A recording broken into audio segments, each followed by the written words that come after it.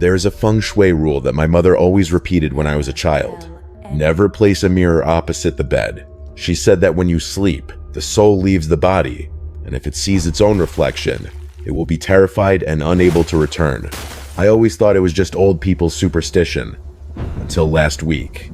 My name is Hoy, 24 years old, currently working as a freelance graphic designer in Seattle. My life is quite monotonous. Black coffee in the morning, the computer screen glowing green during the day, and the sound of rain tapping steadily on the glass window every night. Everything was normal, until I received a parcel from Vietnam. It was my grandmother's keepsake. She passed away 2 weeks ago in Dalat.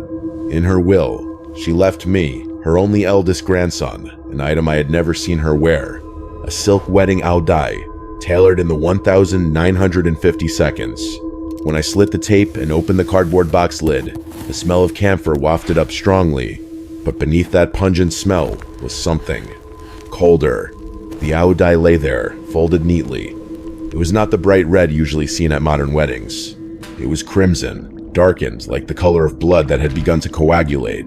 The silk material was thick, heavy, embroidered with phoenix patterns and gold thread that had tarnished over time. My studio apartment in Capitol Hill is very small, only about 45 square meters. The only place I could hang it was in the vintage French wardrobe I bought at the thrift store last month. The wardrobe was made of dark oak, with a large oval mirror mounted right on the door. And of course, because of the tight room area, the wardrobe and that mirror lay right at the foot of my bed, directly facing where I sleep. I hung the dress up at 7:45 p.m. on Tuesday. When smoothing the ice-cold silk flap, I shivered. Not because of the cold, but because of its heavy feeling.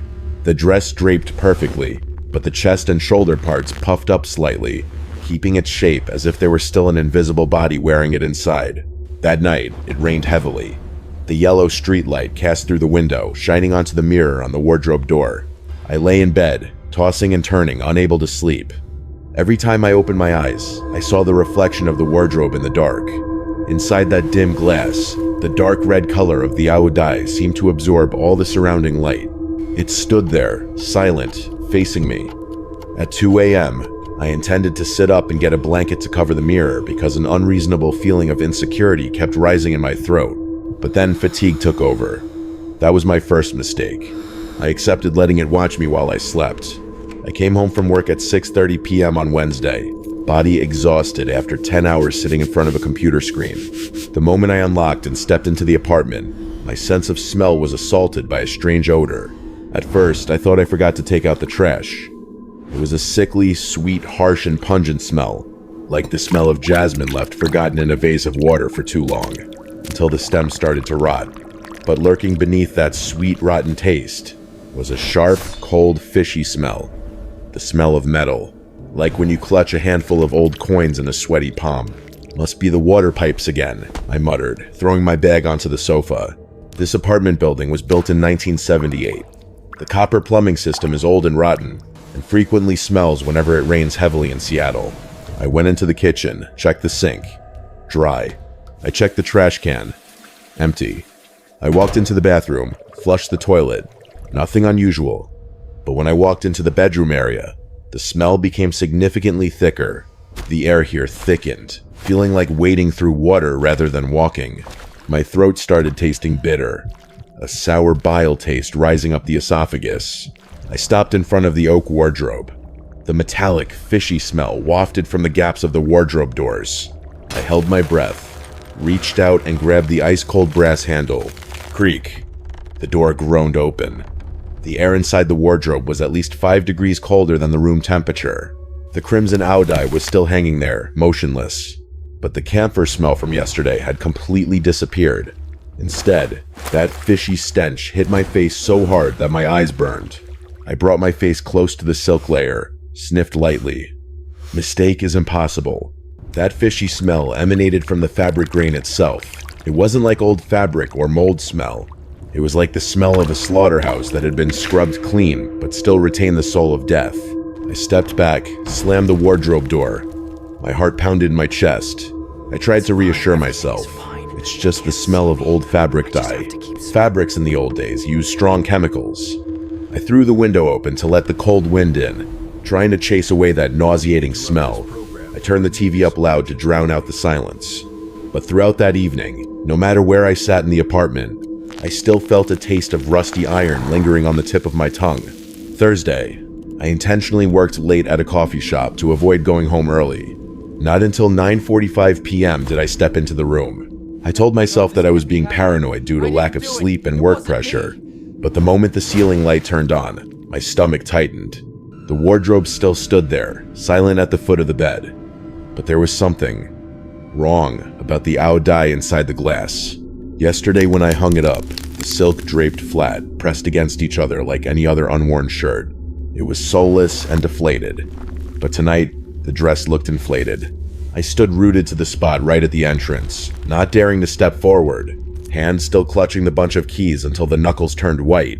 Through the frosted glass of the wardrobe door, the upper body of the owl dye did not hang down anymore. It protruded, full at the chest, just like there was an invisible chest taking a deep breath and holding that breath inside the fabric. The two sleeves also did not hang naturally. They curved slightly at the elbows, and the stiff collar stood upright, forming a perfect circle around a non-existent neck. "It's just the wind," I whispered, my trembling voice breaking the silence of the room. "The ventilation system is blowing into the wardrobe gap." I walked quickly, yanked the wardrobe door open to prove myself right. Phew. The moment the door opened, the owl dye seemed to exhale. The silk layer collapsed right before my eyes, returning to its normal wrinkled, drooping state. There was no chest, there were no arms, just an old piece of fabric hanging on a wooden hook. I reached out to touch the ventilation vent on the ceiling. No wind. The heating system had been off since morning. The window was also shut tight. The room was completely airtight. So what made the dress puff up like that? I closed the wardrobe door, but this time I didn't dare look into that mirror anymore. I took a large bath towel, climbed onto a chair, and covered the mirror completely. I needed to sleep. I deluded myself that vision had deceived the brain, but when I turned off the light and lay down, in the thick darkness, I heard a very faint sound coming from the wardrobe. Swish. Swish. That was the sound of silk rubbing against each other. The sound of fabric moving when the wearer changes standing posture. Saturday morning, Seattle rarely had such a brilliant sunny day.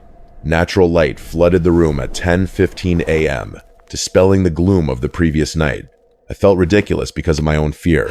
In daylight, the wooden wardrobe was just an old piece of furniture, and the bath towel I draped over the mirror looked really messy. I decided to pull the dress out to check. If I wanted to keep it as a keepsake, I needed to preserve it properly, maybe dry clean it. I took the owl dye to the living room, hung it on the window frame so the sunlight could illuminate every fiber.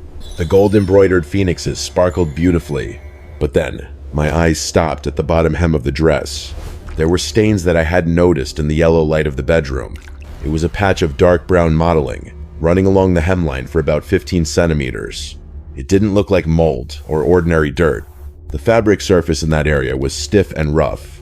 I raised my index finger, scratched lightly at the largest brown spot. Scritch. A small fragment peeled off, falling into my palm. It didn't crumble into dust like dried mud.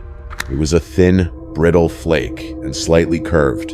It looked like a dry skin scale, or more precisely, a blood scab that had coagulated a long time ago. My throat choked up again.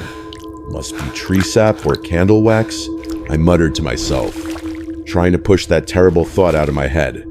I ran to the kitchen, took a pristine white cheesecloth, dipped it in a little warm water. I returned, scrubbed hard on the stain on the dress hem. If it were mud, it should dissolve into gray-brown.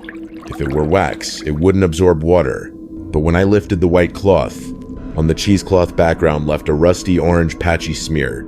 The liquid seeping from that old stain had a slight viscosity, and when meeting warm water, that fishy smell rose again, faint but unmistakable. I dropped the cloth to the floor. My hands started shaking violently. This stain did not stick from the outside. Looking closely at the inside of the flap, I saw the dark stain was even darker than the outside. This liquid had flowed from the inside, soaked through the thick silk, and dried into scabs. Someone wore this dress and bled. Bled a lot of blood, and blood had pooled at the hem when they stood, or were hung up. I threw the dress back into the wardrobe, slammed the door, and locked the latch. But I knew. The rusty orange stain on the white cloth on the floor was real. I jerked awake at 3:17 a.m. Or rather, my mind was awake, but my body was not. I couldn't move a single finger. My chest was heavy, as if a concrete block was crushing it, compressing the lungs to the point I could only inhale tiny, intermittent breaths. Sleep paralysis. I tried to scream, but my tongue was numb, only emitting meaningless groans in the throat. The first thing I noticed was the bath towel. The towel I used to cover the mirror on the wardrobe door had fallen to the floor some time ago. The oval mirror was exposed again, bare, reflecting the pale light cast by the street lamp. And in that mirror, I saw it. In the real world, my room was absolutely silent. No wind, no sound. The wooden wardrobe stood motionless at the foot of the bed, but in the mirror's reflection, the ao dai was moving. Through the hazy glass, I saw the crimson ao dai convulsing. It swung violently to the left, then to the right, as if the wearer was struggling in extreme agony, trying to escape an invisible rope tightening around the neck. The silk flaps flew chaotically in the mirror, whipping hard against the wooden wardrobe walls. My eyes rolled back, trying to look at the real wardrobe in the physical world. It remained motionless, flat, silent. I glanced back into the mirror. The reflection was still struggling frantically, and more horribly, from the upright collar in the mirror, a thick black liquid began to gush out. It didn't flow like water, but slimy like tar, spilling down the phoenix embroidered chest, staining the red silk black. In my head echoed an unreal sound, the sound of silk fabric being ripped apart, the sound of fingernails desperately scratching against the wood inside the wardrobe. "Help!" A hoarse whisper rang right in my ear. Even though I was alone, fear exploded, sending adrenaline down the spine, breaking the paralysis. I shot up, screamed a shrill cry, cold sweat drenching the back of my shirt. The room immediately returned to normal. The dress in the mirror stood still. No black liquid. Only the bath towel was truly lying on the floor, curled up like a corpse. The next morning, I didn't wake up normally. I woke up in a state of exhaustion, feeling like I had just run a marathon in my sleep. Muscles all over my body ached and were sore, as if I had been beaten by someone all night. But the worst thing was the smell. The fishy smell of scrap copper and old blood no longer lurked in the wardrobe area. It had invaded my bed. The bed sheets reeked of a sour metallic smell. My pillow was wet, sticky, and foul, as if I had just rested my head on a slab of raw meat. I rushed into the bathroom, threw up violently into the toilet bowl, until only bitter bile remained. When standing up to wash my face, I felt a sharp pain running along both sides of my ribs. It stung and tightened every time I took a deep breath. I took off my sweat-soaked sleeping t-shirt and looked into the bathroom mirror. I was so stunned that I dropped the toothpaste tube into the sink. On my chest and waist appeared strange purple bruises. They were not round bruises caused by impact. They were long, faint purple-blue streaks, running along the ribs and tightening around my waist. Their shape was very clear. They were the imprints of a tight-fitting outfit. I turned around, looking at the neck. Right below the Adam's apple, a red welt ran around my neck, forming a perfect circle, the exact position of the traditional stiff ao dai collar. My shaking hand touched the welt on the neck. It burned. Last night, in sleep paralysis, I saw the reflection of the dress struggling. But this morning, my body was the one having to endure that torture. This pain. It was like I had been forcibly stuffed into a dress that was too tight enough to crush ribs and cut into the flesh. I rushed into the shower, turned the hot water to max, scrubbed soap on my skin until it turned red, to wash away that fishy smell. But no matter how hard I scrubbed, that rusty copper smell seemed not to be on the skin. It exuded from inside my pores. When I stepped out of the bathroom, wrapped a towel around myself, my eyes unconsciously glanced towards the oak wardrobe. The wardrobe door was still closed tight, but under the door gap, on the light wooden floor, I saw something wet. A small trail of water leaking from inside the wardrobe. That night, I dared not sleep on the bed. I pulled the armchair away from the wardrobe area, turned my back to it, and covered my head with a blanket. I thought about going to a friend's house to sleep, but a morbid curiosity and paralyzing fear kept me there. I needed to know what was happening in my apartment. Around 4 a.m., in the absolute silence of the dead of night, a new sound appeared and woke me up. Drip, drip, drip. The sound was very regular, wet, and heavy. It wasn't like the dripping sound from a shower. That sound is usually resonant and clear. This sound was duller, like thick sauce falling onto a wooden floor. I held my breath, listening. It came from right behind me, from the foot of the bed. I threw off the blanket, turned on the phone flashlight instead of the ceiling light, fearing that the light being too bright would make it disappear before I could see it. The blue-white light beam swept across the room and stopped at the foot of the wardrobe. Blood. A pool of bright red liquid was spreading from the wardrobe door gap, staining the oak floorboards black. I crawled closer, knees weak. The strong fishy smell wafted up, but this time it was no longer the smell of rusty iron or scrap copper. It was the sickly, sweet, warm, fishy smell of fresh blood just flowing out of the vein. I tremblingly reached out and grabbed the wardrobe handle. It was slippery. I yanked the door open. The scene before me made me fall backward, flashlight falling to the floor spinning. The aodai was no longer the dark crimson color of old silk. The bottom hem where yesterday morning I scraped off dry brown scabs was now sodden. But it wasn't water, it was bleeding.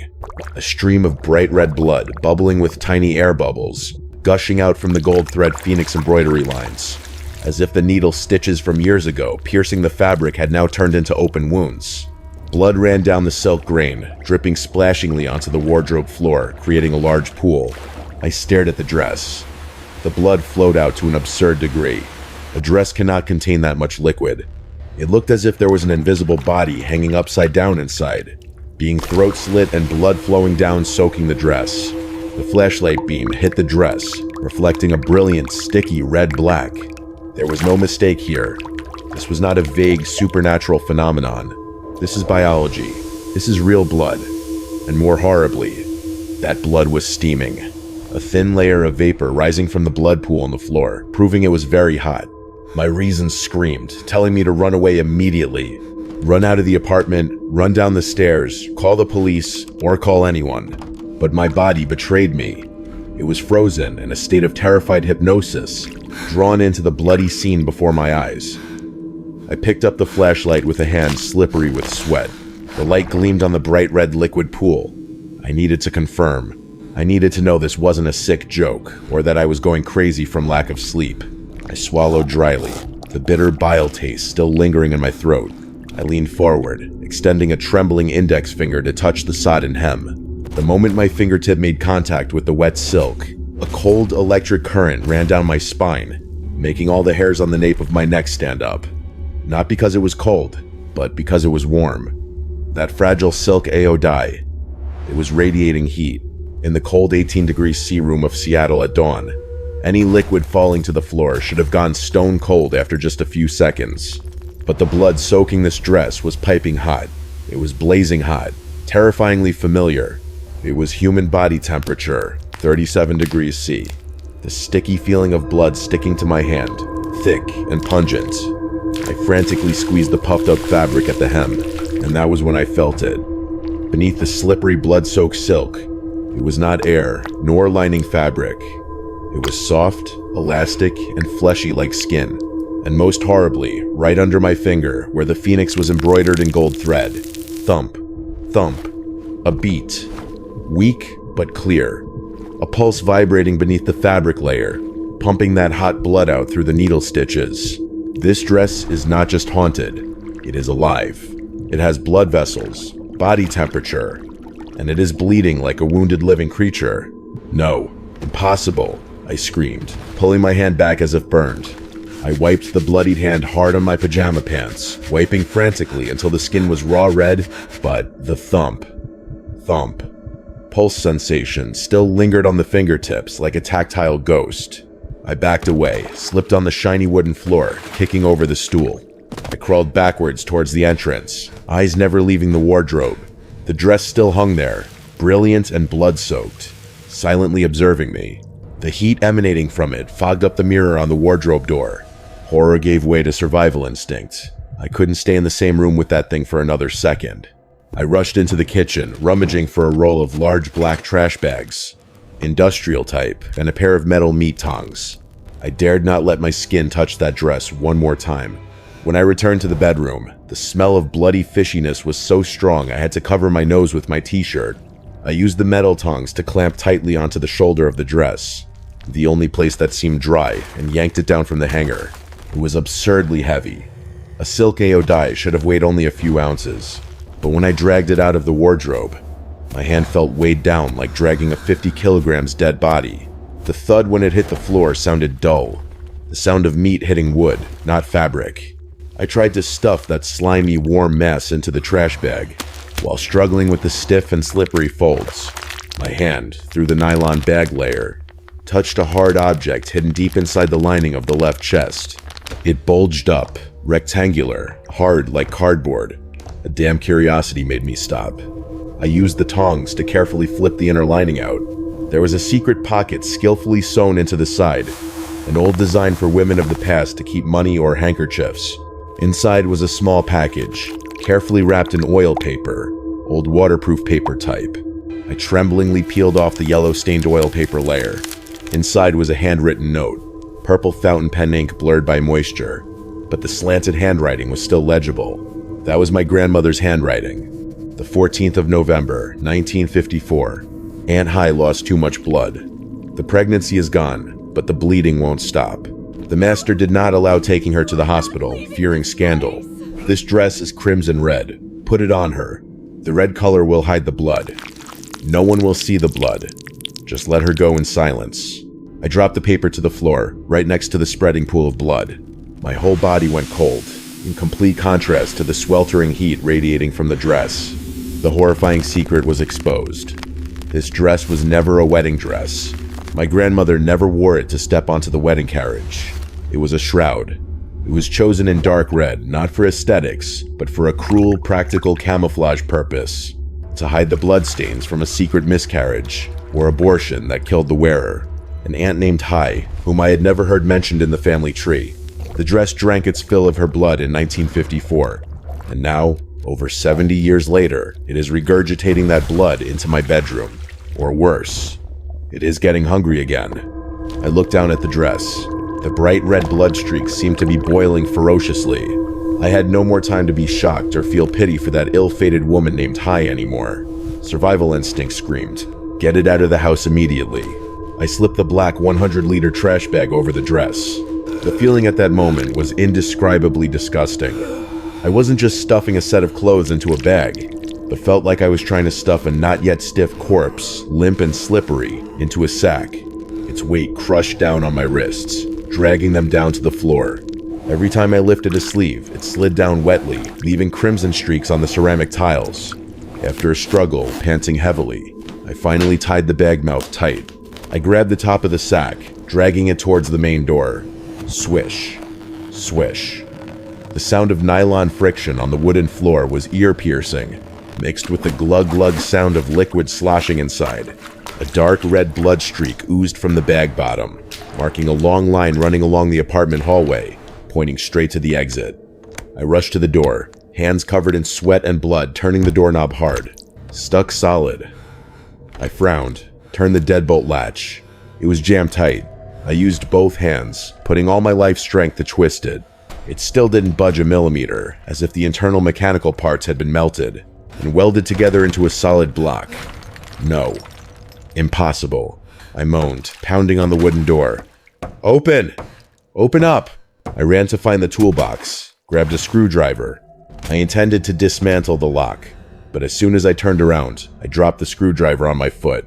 The black trash bag lying in the middle of the living room was moving. Nylon stretched, deformed. Something inside was pressing hard outwards.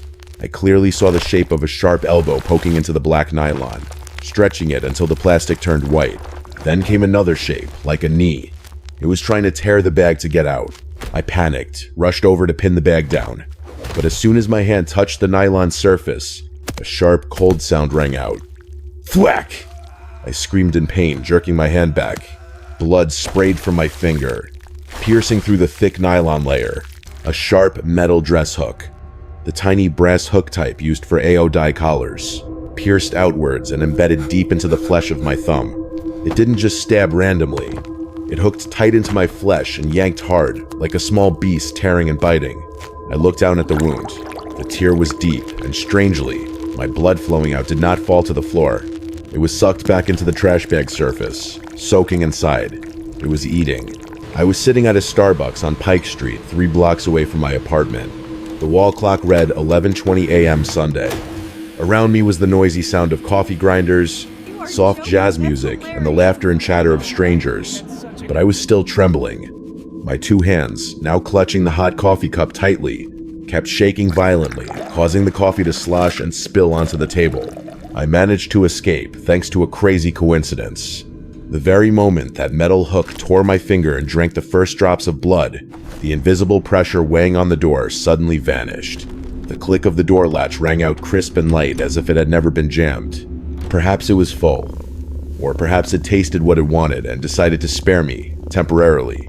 I rushed out of the apartment without bringing anything, except the phone and wallet in my pocket. I didn't even dare to look back at the black trash bag bulging in the middle of the living room. I just ran like that, barefoot, down 3 flights of stairs, and rushed out into the cold, rainy street. I have been sitting here for 4 hours. I dare not go home. I dare not call the police. What would I tell them? That my grandmother's aodai is bleeding? My phone vibrated on the wooden table, making me jump and almost drop the water cup. It was a message from Mrs. Gable, the woman living in apartment 3B right below my room. Message sent at 11:15 a.m. Hi Hui, are you home? Looks like your water pipe is broken. There is water leaking down to my bathroom ceiling. My heart tightened. I stared at the screen, my thumb temporarily wrapped in tissue, throbbing with pain. A second message appeared right after, accompanied by a photo. Oh God, Hui. It's not water, it's red. It ruined all my carpets. What the hell are you doing up there? I zoomed into the photo. On Mrs. Gable's white ceiling, right at the ventilation fan location, a stream of dark red, thick liquid was dripping down. It was so much that it formed a large pool on her floor. That dress didn't stop. Even though I left, it continued to bleed. It was flooding my apartment with the fishy blood of 1,954. I turned off the phone. I blocked Mrs. Gable's number. I knew that action was cowardly, but I couldn't go back there. I couldn't face that blood-flooded apartment one more time. I opened the laptop, trembling fingers typing into the search bar for one-way flights leaving Seattle this afternoon. Anywhere is fine. I needed to get far away from that dress. I thought that if I left it behind, left that cursed legacy behind the locked door, I would be safe. But I was wrong. When I reached out to get the credit card from the wallet, a familiar sharp pain ran along my right rib cage, exactly at the position where the secret pocket was sewn inside the aodai. The pain was not intense, but it was piercingly cold, followed by a quickly spreading warm sensation. I looked down. The white shirt I was wearing, the shirt I grabbed in a hurry when fleeing, was starting to change color. Right on the right flank, a bright red spot was blooming like a poisonous flower. It was not a bloodstain stuck from the outside. I could feel the sticky wetness soaking backwards from the inside out through the fabric layer. Blood was oozing from my pores. I lifted the shirt slightly, trying to hide my action in the crowded cafe. My flesh in that area was not scratched at all. No cuts. But blood just poured out through the skin, as if my body was trying to recreate the fatal wound of the woman from the past. I suddenly understood the true meaning of the letter my grandmother left. This dress is crimson red. Put it on her. She wasn't just talking about burying Aunt Hai. She was talking about a transfer ritual. The dress was not the container of the curse. It was just a medium. It waited 70 years, preserving that unjust blood fresh and warm, only to find a blood relative to pour it into. And I touched it. I breathed its air. I let it drink blood from my finger. Now, the aodai lying in the trash bag in the apartment might dry out, but that flow will not stop. It has found a new home. I closed the laptop. Blood had started soaking through the shirt, spreading to the waist. The man sitting at the next table was looking at me with a strange look, his nose sniffing as if smelling something. The smell of rusty copper. I write these lines not to ask for help, because I know it's too late. I write to warn anyone in my family, or anyone who accidentally finds the cardboard box sent from Vietnam. Don't open it. Never try on the heritage of the past if you don't know the price to be paid in blood. Now, I have to go find a dark red coat.